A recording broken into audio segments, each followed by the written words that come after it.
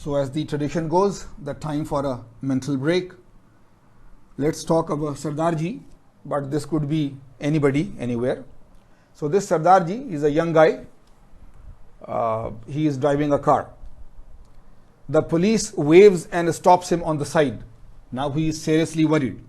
The policeman comes, looks into the whole car and so on, asks him to bring down the window and says, "Mr.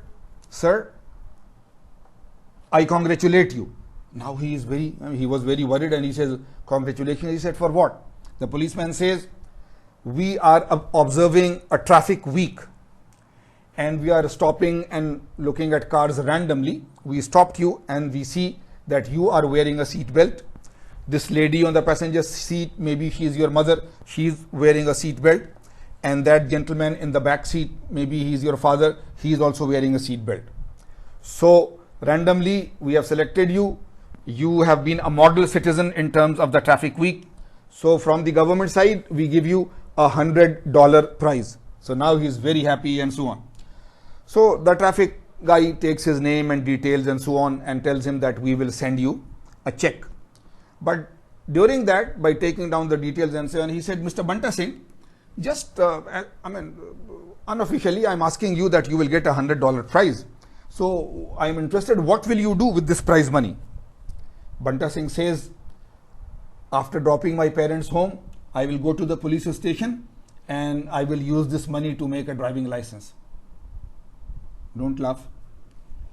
Now the mother who is sitting, he said, "Officer, don't believe him. He is my son.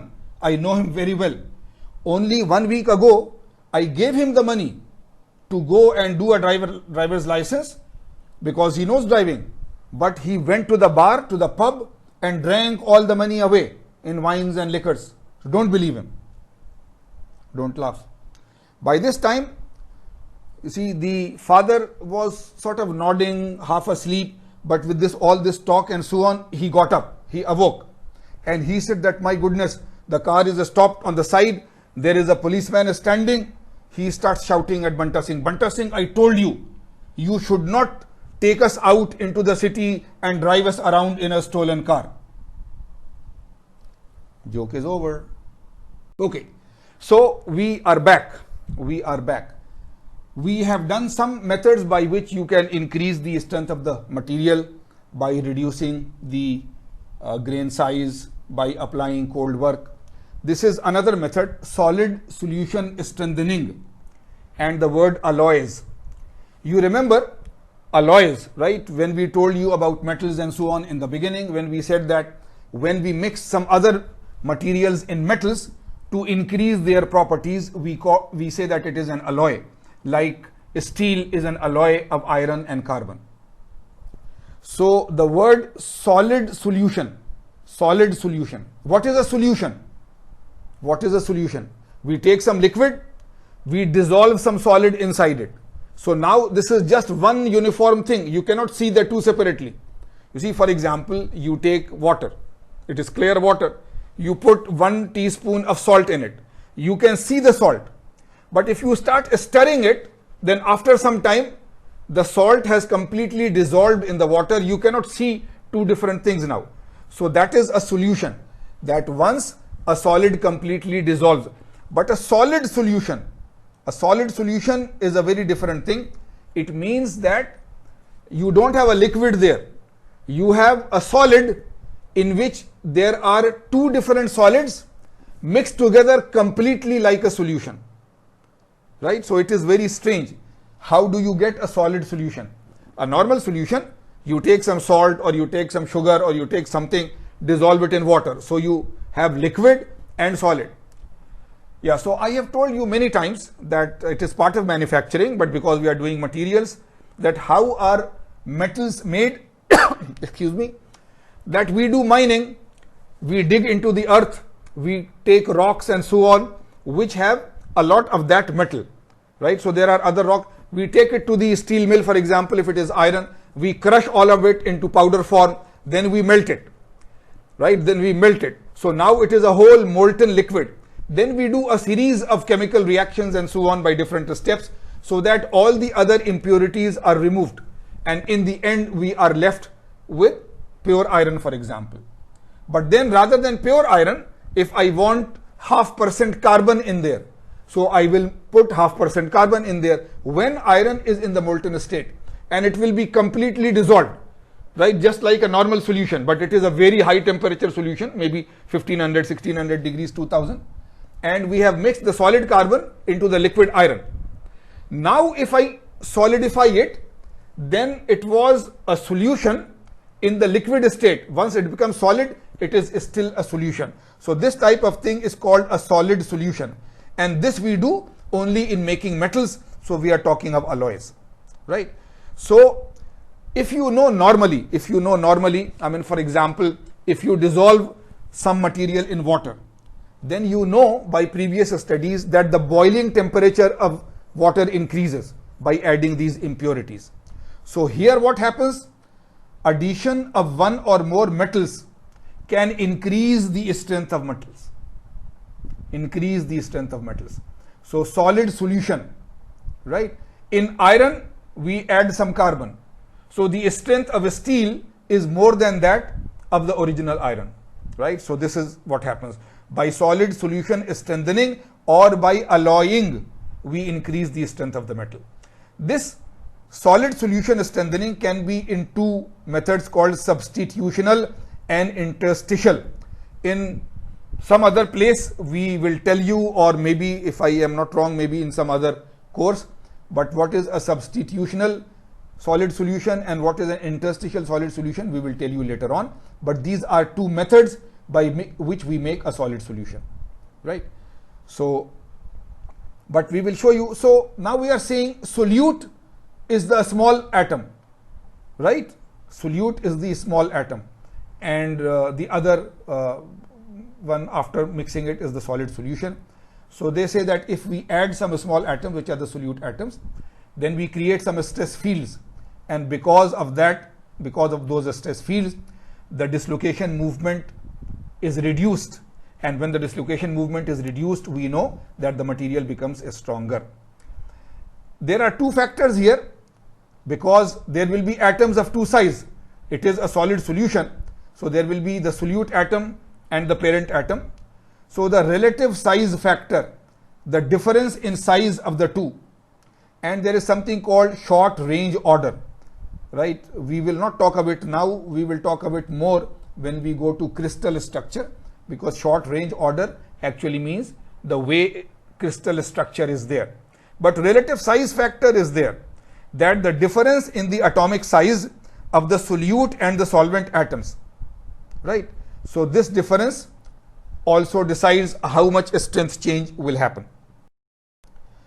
Let us take an example. This is not an example that we solve, it is just an example that there is a solid solution of 70% copper and 30% zinc. This is another alloy called brass, copper, zinc, okay? With 30% cold work, there is some tensile strength and so on. So, but let us see the diagram where I can explain it more easily. So now remember, there was a very similar diagram. Here there is tensile strength, yield strength, ductility.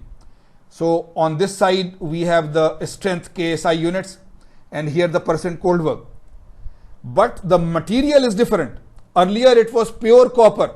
This is a 70% copper, 30% zinc alloy, right?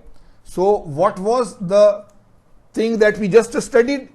If you add some material to a metal, if you do solid solutioning, then the strength will increase, right? So compared to pure copper, the strength of the 70% copper, 30% zinc brass alloy should be more. So if you see here now that if the material is original, no cold work, then its yield strength is around 15, right? And its tensile strength is around 42.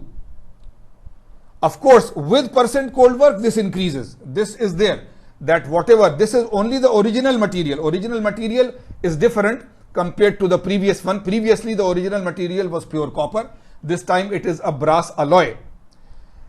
But after it is there, if we have selected this material, then of course with cold work, the yield strength will increase. With cold work, the tensile strength will increase. With cold work, the ductility will decrease. But compared to the original one, if you remember, what was the original values? So, well, let me show you. Rather than trying to remember, this is the graph for pure copper. So, its strength was 10 KSI originally, right? This is also roughly 10, 11. So, for the original one, it is not so different. The yield strength was about 32, but this time, the tensile strength. The tensile strength this time is 42. So, in the yield strength, there is very little difference, but in the tensile strength, compared to 32 KSI, it is 42 KSI, so a major difference. But now see what happens after cold work. Here, after 10% cold work, the yield strength was around 28. Here, after 10%, the yield strength is around 38. So, huge change. After 10% cold work, the tensile strength was about 38. After 10% cold work, the tensile strength is around 56, 50, right? So, you see, there is major change. And what is the change? Compared to the original material, we have made an alloy. We have added 30% zinc to the copper. The copper was 100% copper. Now we have added 30% zinc to it. So by doing solid solutioning, which means that in the liquid state, we add 30% zinc. So it becomes 70% copper, 30% zinc, and then we allow to cool it. So now it is a uniform solution, but it is a solid solution. And now the strength of the material will be higher.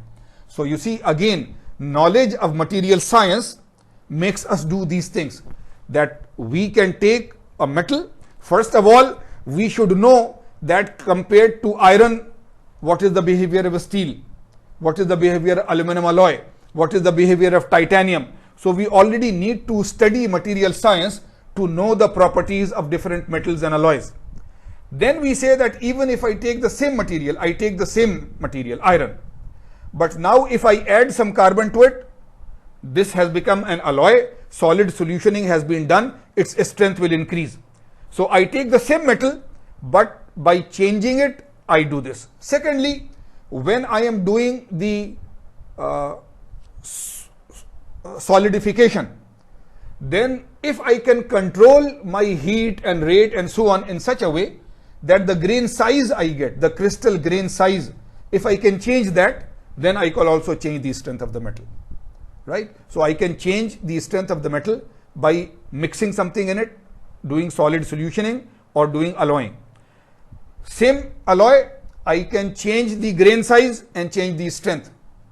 Same material, after doing all this, I perform some cold work on it, like rolling and so on, strain hardening, and I can change the strength, right? So there are these different methodologies by which we can do it, and you are learning them one by one, okay? This is the last of these changes, heat treatment, effect of heat treatment on strength.